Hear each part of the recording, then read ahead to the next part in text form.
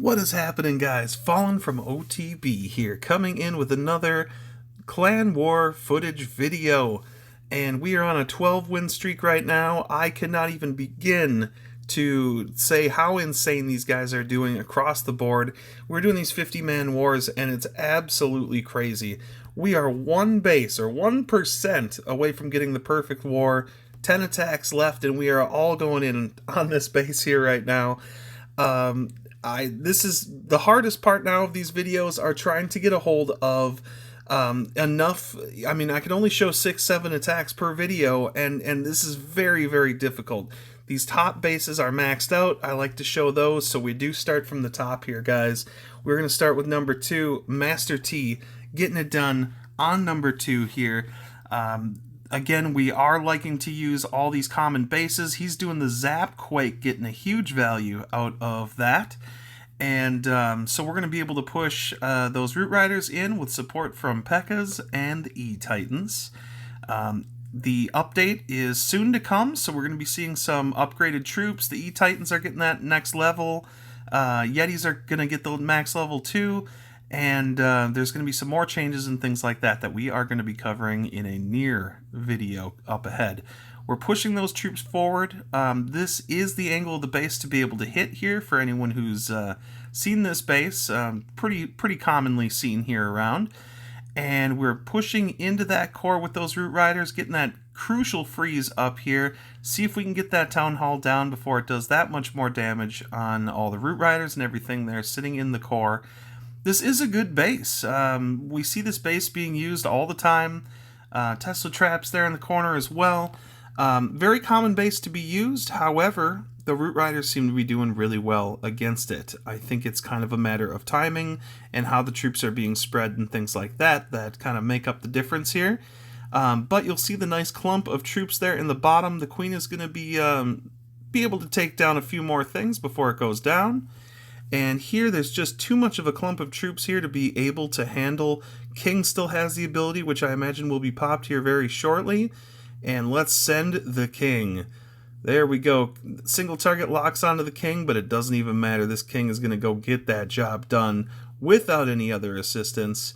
And just in case you needed it, those E-Titans are also working around with the King. A little bit of a close one, but we sure have control of this attack. And this base goes down with somewhat of ease. So that was a great job. Master T getting it done once again. He is insane. Always doing crazy things with his attacks. Jumping down to number 5, Stu. Welcome back, sir. I believe this is the 3rd video in a row with Stu, and Stu is doing an incredible job.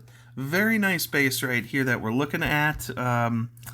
Definitely, it's a tougher base. We got these single target Infernos in their own islands. We've got the poison spells. We got those cannons kind of spread out, interesting like. And so we're going to be spamming those troops down. And look at that. We've got bowlers, but we've also got the use of that overgrown spell. Overgrowth? I forget what it's called. That's going to be able to open up a hole and clear pathing for those troops to get forward. We have a nice heal going down. Again, this is so cool to see the bowlers being used in this attack, because bowlers are not getting the love that they deserve. So I'm very happy to see them being used. And why wouldn't you use them? They have the double attack. Very, very helpful for clearing things out over walls. Very good support as well. Look at that, as that cannon is going to get taken out. Really good support for Root Riders as well. So for anyone who's interested or excited to use that style of an attack, that's great. So I was watching this attack live, and I was mentioning to Stu that I believe this this interaction happened, and I was a little nervous to see the Warden ability being used so early, because there's so many juicy defenses and things that need to be able to push forward, that I always get really nervous having troops saved later in the attack for, having to make sure that they make it through the rest of the base without any additional, invulnerability that the Warden has. And sure enough, they all were able to kind of cluster together as everything's coming in together toward that Town Hall. Slowly but surely, we're going to get there and bring down this Town Hall and take out this base. A really, really fun and cool attack. The Overgrowth spell is always usable. I think it's just more usable in some situations and places where you can manage to leave behind some other spells to make it more useful for the Overgrowth. So really, really awesome job, Stu. Getting it done once again. Number 5 goes down. Jumping down to number 7, the man, the myth, the legend, Warlock appears in this sort of a base here. A lot of these bases seem like anti-Root Rider bases, so quite a few of our guys just kind of picked up new strats and trying new things, and just gonna see how this all works. So it is really cool to see people who are using other style of attacks, because I don't want to sit here and do Root Riders all day, as fun as they are to use in the game. We all know how effective they are. So the 3-prong attack that I have coined here for Warlock, starting with that AQ walk up there, we are going to try and get down the Town Hall. So hopefully with some luck right there, that will go down. Warden's got a lot of work to do down bottom. However, with the Rage Aura, it's going to allow some things to happen. We're going to take out some defenses early. And then eventually we are going to be able to push those miners probably here at the 1 o'clock, or sorry, the 10, 11 o'clock area here. So Queen runs into some issues. Queen is going to be sitting there battling the King. We are going to get through. We're going to bring back a healer to assist further. One healer does go down as part of that exchange, and now we're going to just get that invis going. So Queen's going to be able to move ahead here. Very nice. And after that trap got activated, Warden's doing just fine, and pardon that, I think the attack's actually going to come in at 1 o'clock here now that I'm looking at it, so shame on me for not doing my homework. So Queen gets sucked up, going to start Queen over there, and then sure enough, the 3 o'clock area apparently is going to be where we get some things done, if I'm not mistaken.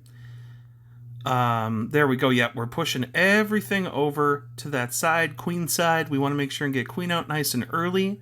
Oh, the Queen arrow comes in, takes out a couple things right there. That's kind of cool.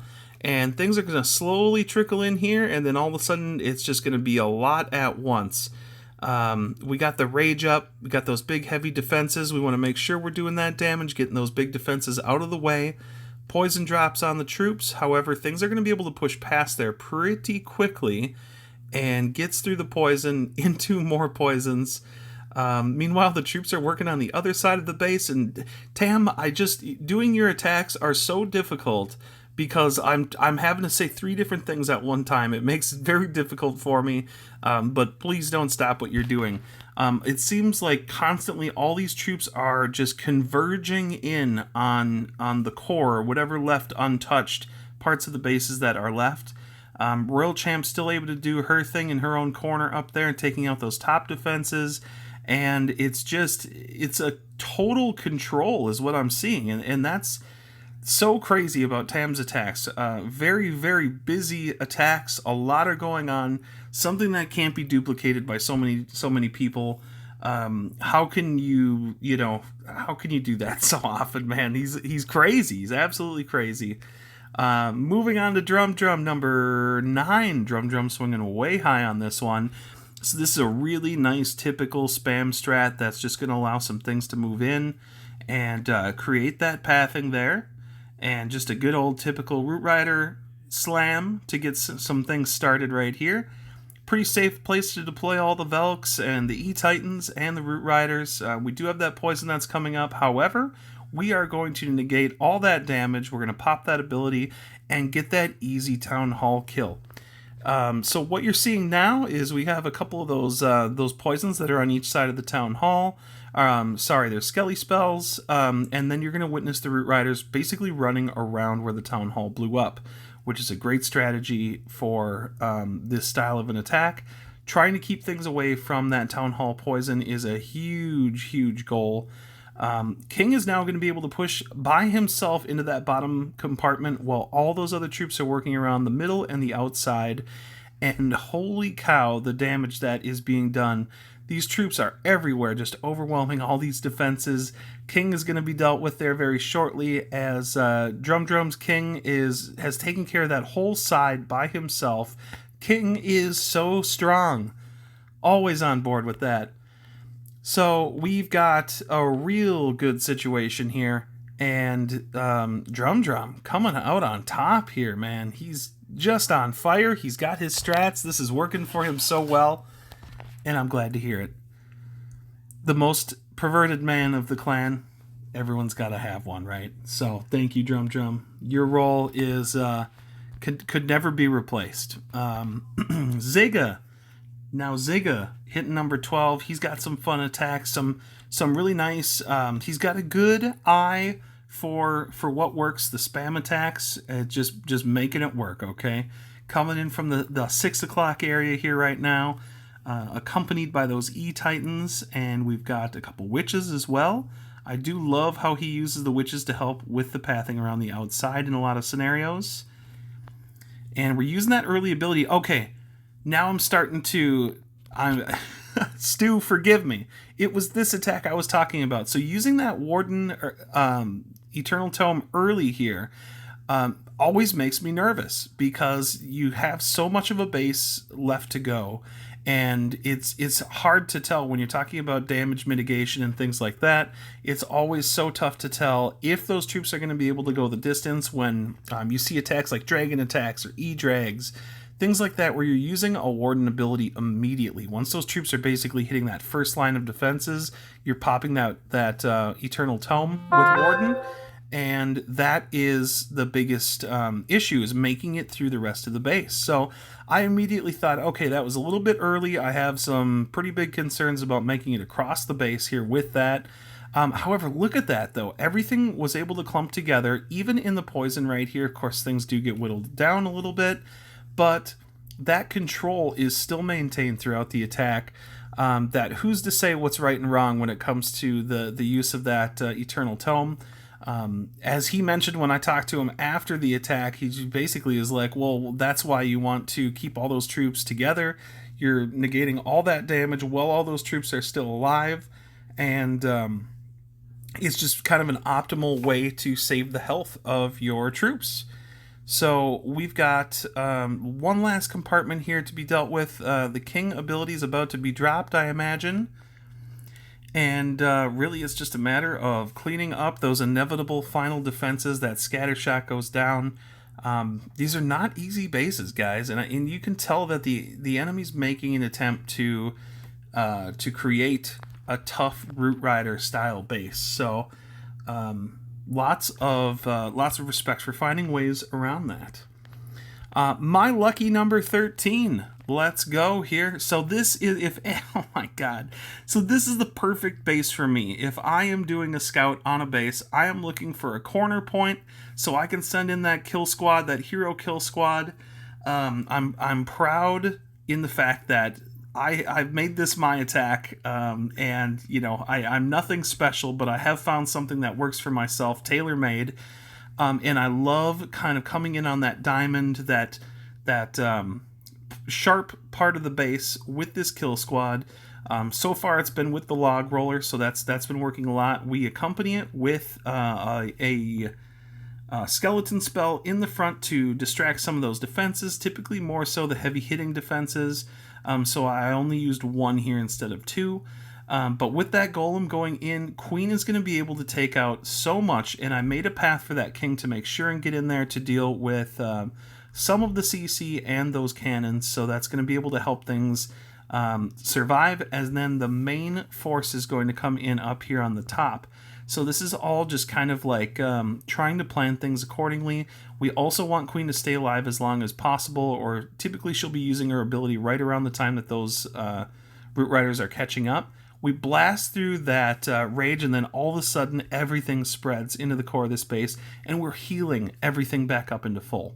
On top of that, we're getting through those poison spells with as little damage as possible. Sure, we activated the Town Hall, which we're going to get frozen here immediately, and followed by another one. I don't even know what I did with my rage spell. Did I even put a rage down here? I think I realized that I didn't need a rage spell for the Town Hall, and then I'm like, well, wait a minute, I haven't used a rage spell yet, so now we have to deal with where to put it. So put it in the worst spot possible just to use it, I guess. Everything's moving forward here. That monolith goes down. I love monoliths on the opposite side of the base because, oh, it's fun to deal with them when they get when the troops get down there. But this base is absolutely wrecked here. I love this strategy, and I love the fact that using a hero kill squad, which to me reminds me of old TH9 tactics of using kill squads with golems. There's something about that I just love using that. Well, the freeze way there at the corner. That's the starting point of the base. Little bit of symbolism. I love the hero kill squads. I'm obsessed with them. I'll even go that far to say that. So, dangerous zone, hitting dangerous. Okay, this is confusing. There's a lot going on here.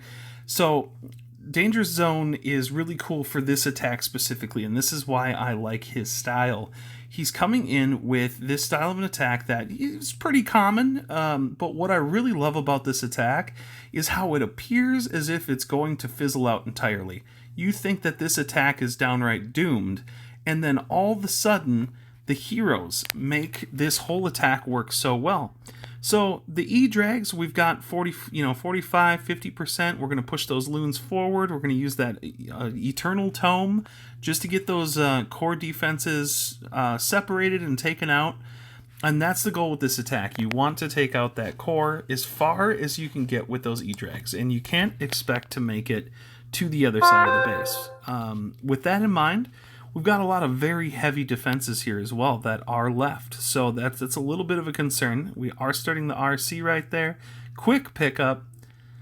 RC going to be dealing with a few traps here, but watch the heroes and how the patience on these spells that are left. We got 3 freeze and a rage.